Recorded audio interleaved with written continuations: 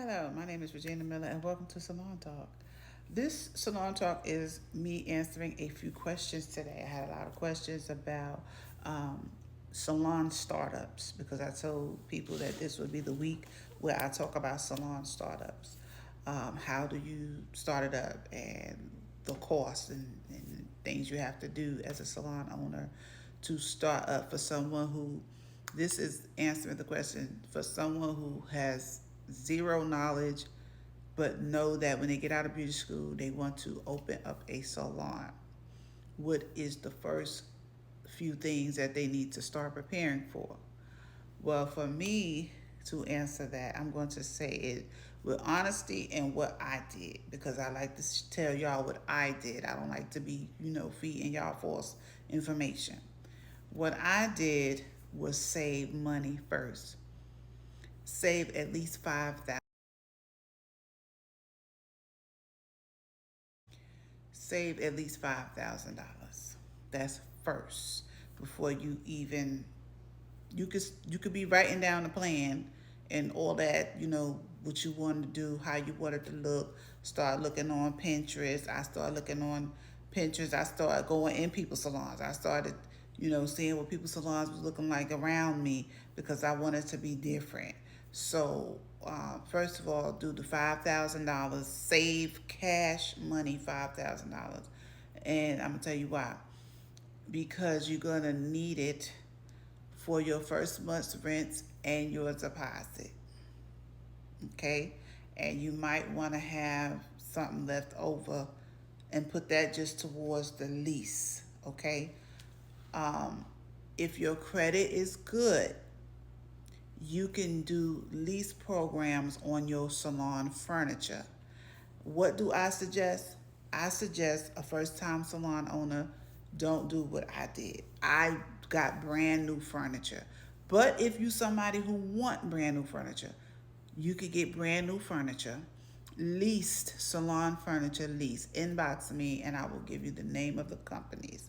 Can't think off the top of my head, but it's a few companies that will lease you furniture if you have good credit, brand new, bill out. Your salon will be looking spectacular, chandeliers and all. But what I suggest as someone starting out who just want to be like a little low budget, but you want to just open your salon and grow as you grow, right? Because I had salons where I had to grow as I grow. And I suggest furniture. Used furniture. You can Google, there's newspapers, there's eBay, there's places where you can get used furniture. And I'm telling you, it's almost brand new. There's a lot of people, one of my salons, there was someone who was selling their entire salon at a great price. It would have been way cheaper than what I would have spent used or brand new. And so I bought out like six stations, you're going to have people that have the station and the chairs and the mat and the mirrors. You want to see if you can find people who's, closing their salons or again, use salon furniture. Just put in the Google search used salon furniture. Okay? And you want to seek out while saving, okay, who I'm gonna get to do my plumbing, because you're gonna always have plumbing in a salon.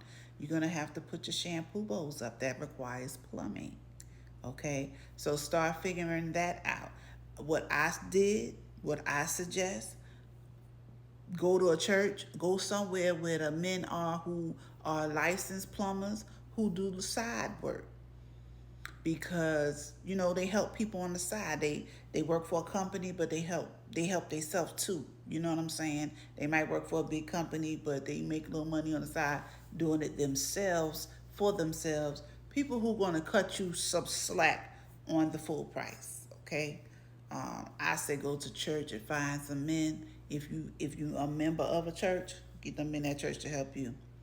Same thing with the electrician. You're gonna need an electrician to boot up your electricity, so when you're using all of your power will not go out. You don't want your power to go out. okay? So you're gonna need to think about those things while you're saving your money. If you got your money, you got your furniture set out, and you got the electrician and the plumber ready, that's how you're going into your salon. Don't forget Sally's Beauty Supply. Sally's Beauty Supply has furniture as well that is very affordable. I've used them numerous times for shampoo bowls, shampoo stations.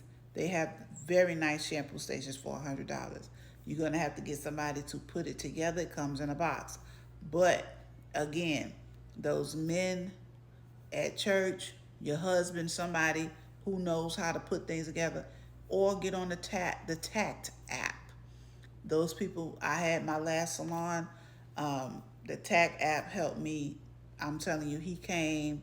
He was at my salon for probably a half a day, putting stations together, putting cabinets together for shampoo area cabinets, and I had bookshelves. He put together like 4 bookshelves. Like you save money when you get it in a box, and you also save money when you call the tech guy, because there are people who won't mind coming to your salon and putting all that stuff together, but you just gotta pay them. So, keep all of that in mind. It may sound like a lot, but it's really not, because these are steps that you actually have to take to go into your salon. And I'm saying it don't have to be no whole lot. You might find on Facebook Marketplace, you might find a shampoo bowl for $50.